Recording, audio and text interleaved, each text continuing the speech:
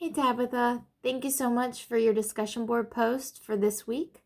One thing that really popped out to me when reading and discussing the prompt number 4 was that each student needed their own means of accessing the curriculum in order to be considered equal in the course.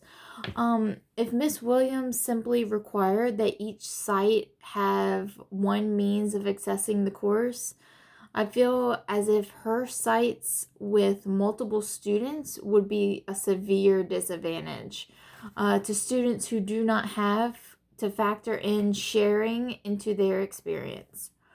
It's great that you've taken this into account as well as in your discussion board when you mentioned that each student should be considered. That was great.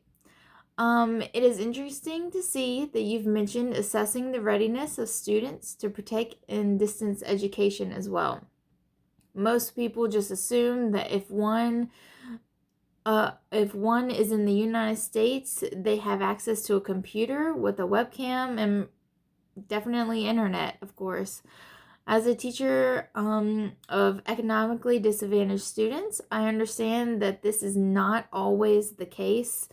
I have parents all the time requesting paper, pencil, just for their child to be able to do their homework or even projects, with minimal purchase required, of course, for the students in the classroom so that their child doesn't fall behind because they don't have the means to get what they need for my class.